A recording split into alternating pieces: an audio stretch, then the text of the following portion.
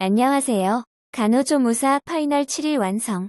실전 모의고사 6회 필기 실기 해설 강의를 시작하겠습니다. 문제 6번 혈액순환에 관한 설명으로 옳은 것은 6번 문제의 정답은 3번입니다. 1번 대동맥으로 혈액을 내보내는 곳은 좌심실입니다. 2번 오심실에서 좌심방까지의 순환이 폐순환이며 4번 대순환은 혈액이 좌심실에서 나가서 다시 오심방으로 되돌아오는 것이며 5번 심장에서 대동맥을 통해 혈액을 박출하고 오심방으로 돌아오는 것은 대순환, 체순환이라고 합니다. 그림을 보고 혈액순환을 다시 정리하면 전신을 순환하는 대순환, 심장과 폐 사이를 순환하는 소순환으로 나누어집니다. 대순환을 체순환, 온몸 순환이라고도 합니다.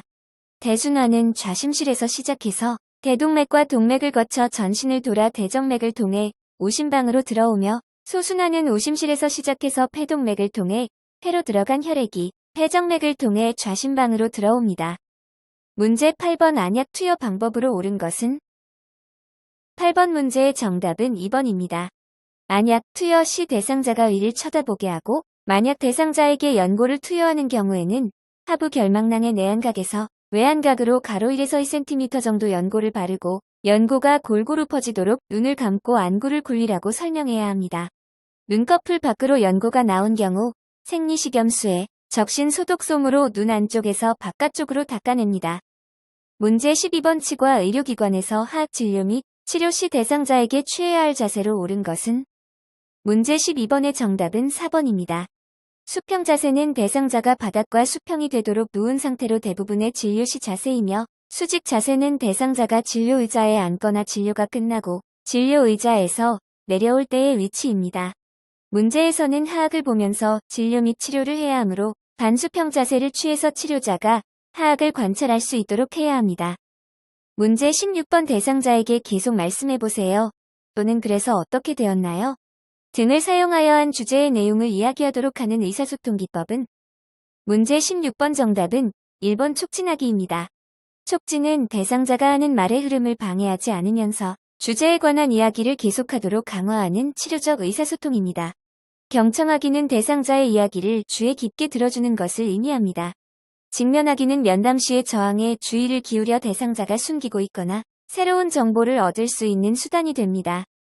질문하기는 크게 개방적 질문과 폐쇄적 질문 두 가지로 나뉘며 대상자의 상황과 상태에 따라 적절한 질문법을 사용해야 합니다.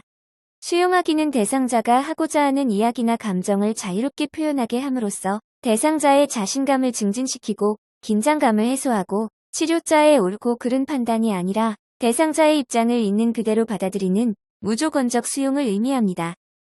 문제 17번 대변 검사 시 유의사항으로 옳은 것은 문제 17번의 정답은 5번입니다. 대변 검사 전 대상자에게 글리세린 관장이나 금식을 실시하지 않습니다. 그리고 대변 검체에 소변이 섞이지 않도록 주의해야 합니다.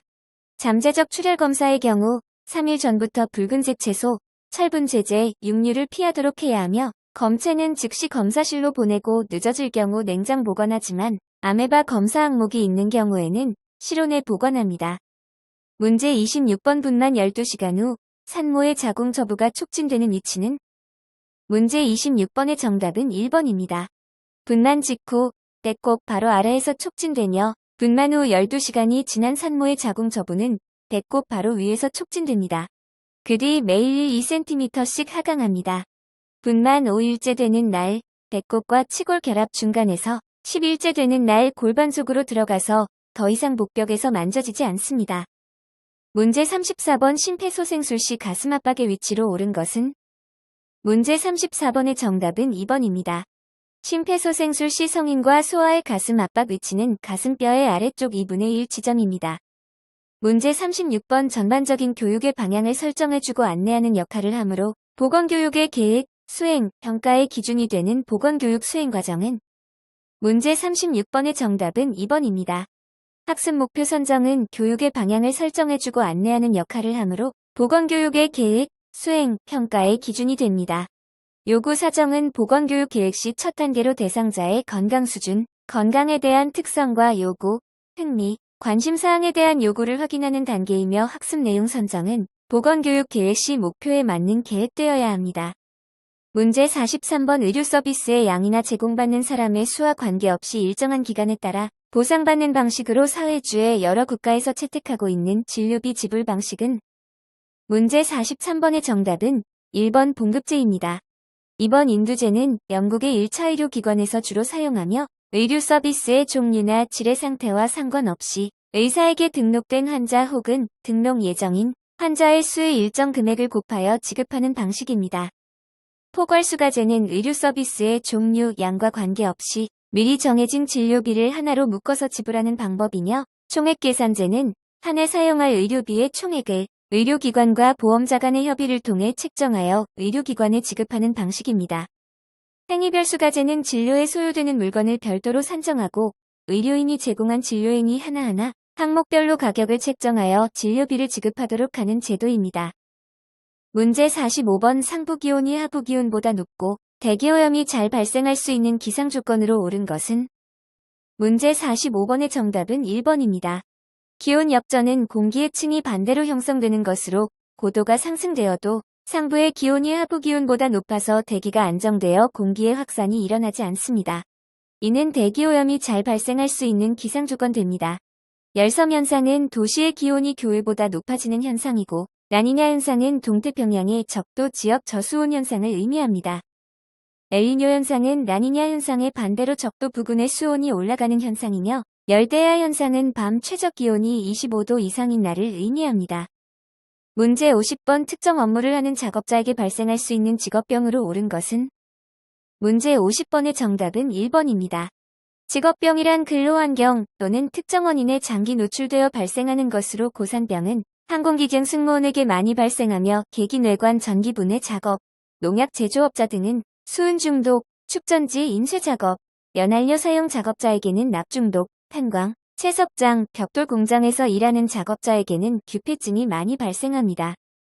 문제 55번 전체 지역 사회 주민 중 특정 질병이나 건강 문제에 이완되어 있는 사람이 얼마나 있는지를 나타낸 지표는? 문제 55번의 정답은 2번입니다. 유병률은 어떤 시점에 일정한 지역에서 나타나는 그 지역 인구에 대한 환자 수의 비율을 나타내는 것입니다.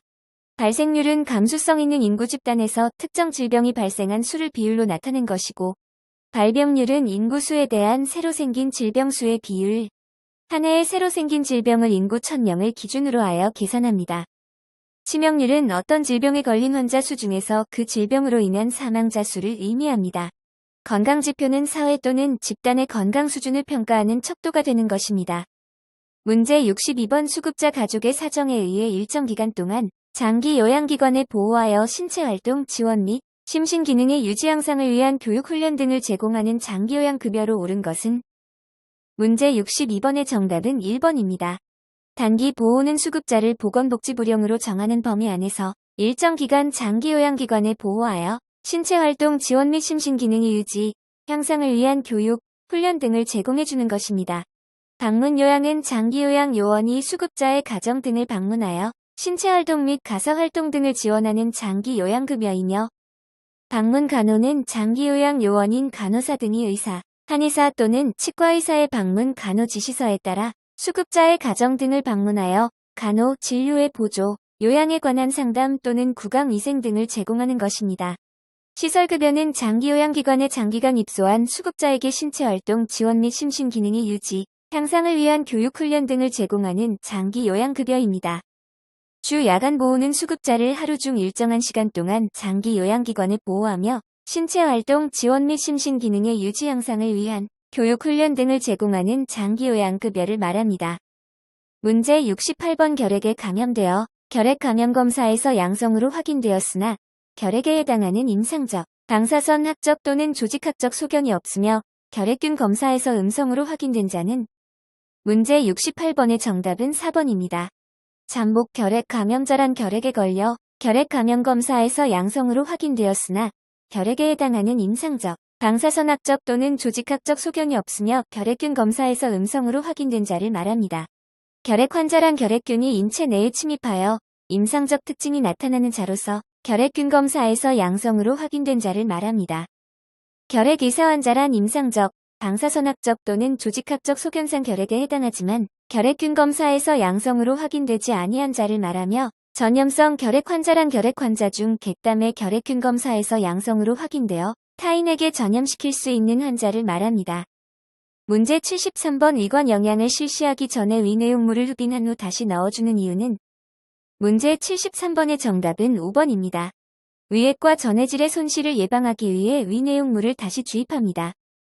문제 76번 예치 도뇨관 제거 시 주의해야 할 점으로 옳은 것은 문제 76번의 정답은 4번입니다. 유치 도뇨관 제거 시 주입하였던 증류수를 주사기로 빼내어야 하며 심호흡을 시킨 다음 숨을 내쉴 때 도뇨관을 부드럽게 제거합니다. 유치 도뇨관 제거 시 항생제를 투여하지 않으며 유치 도뇨관과 소변백은 폐쇄형으로 유지해야 하므로 분리하지 않습니다. 도뇨관 제거 전 예치 도뇨관 세척은 하지 않습니다. 문제 80번 외과적 무균술이 필요한 경우는 문제 80번의 정답은 4번입니다. 외과적 무균술이 필요한 경우는 도뇨관 삽입, 주사약 준비, 수술 침습적 행위, 요추천자, 개방창상의 드레싱 교환, 배액관 교환, 멸균 물품을 다룰 때 등입니다. 관장, 위관 영양 혈압 측정, 장루 교환 시에는 외과적 무균술을 적용합니다. 문제 81번 앙화의에서 욕창 발생이 우려되는 부위로 옳은 것은 문제 81번의 정답은 3번입니다. 앙화의에서 욕창이 잘 생기는 부위는 후두부, 견갑골, 팔꿈치, 천골, 발뒤꿈치입니다. 문제 96번 다음 그림과 같은 붕대법에 관한 설명으로 옳은 것은 문제의 그림은 나선대 붕대법입니다. 96번의 정답은 5번입니다. 나선대 붕대법은 환행대로 감고 붕대 너비를 2/3 정도씩 겹치면서 감는 방법으로 주위 굵기가 비슷한 곳에 부목을 고정할 때 사용하는 방법입니다. 문제 99번 병동에 입원한 대상자에게 가장 먼저 제공해야 할 업무로 옳은 것은 문제 99번의 정답은 5번입니다. 대상자가 입원을 위해 병동에 도착 시 가장 먼저 제공해야 하는 업무는 대상자를 확인 후 병실로 안내하는 것입니다. 이상으로 간호조무사 파이널 7일 완성. 실전 모의고사 6회 필기 실기 해설 강의를 마치겠습니다. 감사합니다.